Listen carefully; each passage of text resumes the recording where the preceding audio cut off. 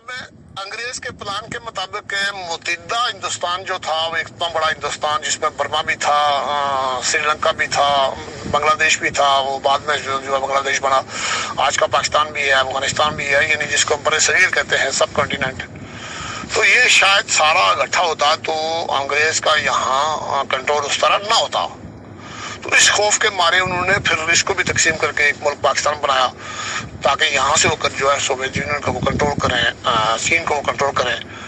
तो फिर उस वक्त हमारे यहाँ ये जो नीम खुद मुख्तार रियासत थी, रियासत जम्मू कश्मीर, एक साहित्य था, इसका जो हुक्मरान था महाराजा हरि सिंह, वो बड़ी लंबी बहस है कि वो कैसे था। महाराजा हरि सिंह इतना दूरंदेश पढ़ा लिखा शख्स था कि उसने उस अंग्रेज के उस प्लान को वो समझता था, उसको पता है कि ये इंडिया आज़ाद नहीं हो रहा है, बल्कि ये नया जो है नई वो जो ताज बरतानिया नई ईस्ट इंडिया कंपनी जो है यहाँ आ रही है नई शक्ल में। ईस्ट इंडिया कंपनी की नई शक्ल इंडिया था और उसकी भी जदीद शक्ल पाकिस्तान था।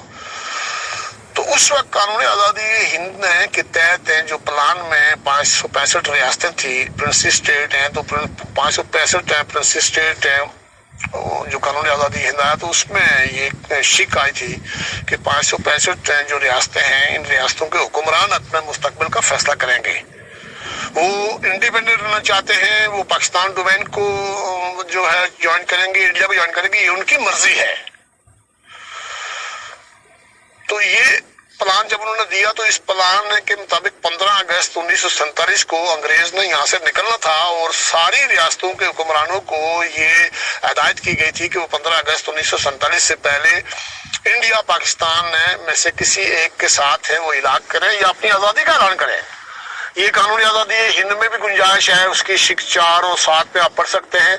और फिर हिंदुस्तान का जो उस वक्त पहले वासराय था, 15 अगस्त 1947 से पहले उसको वासराय कहा जाता है, और 15 अगस्त 1947 के बाद जब पतंगा निकलता है तो फिर वही वासराय इंडिया का गवर्नर जनरल बनता है, उसका नाम था लॉर्ड माउंटबेटन। तो उसने भी जो प्रेस कॉन्फ्रेंस की थी, उस प्रेस कॉन्फ्रेंस में भी जो है प्रिंसेस स्टेट के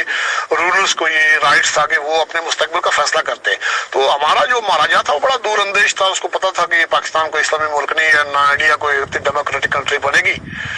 तो उसने फिर उसकी रियासत में उसने कहा कि मेरे पास हिंदू भी हैं, सिख भी हैं, ईसाई भी हैं, क्रिश्चियन भी हैं,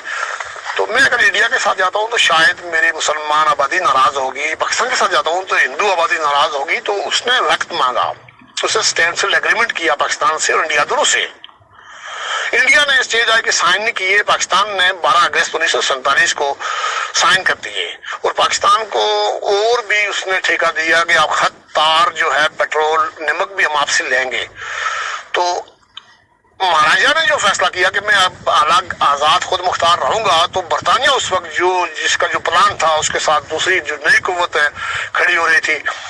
वो अमेरिका था, क्योंकि जापान पर एटम बम गिराने के बाद सुपर ताकत सोच होकर अमेरिका के पास आ रही थी। तो जब महाराजा हरि सिंह ने स्टैंडस्टिल एग्रीमेंट के लिए इंडिया पाकिस्तान को रिक्वेस्ट की, फिर अमेरिका और बरतानिया यूनाइटेड नेशन को उसने अप्रोच की कि मैं आज़ाद खुद मुख्तार रहूंगा, मेरी रियासत को तस्लीम करो। तो उस वक्त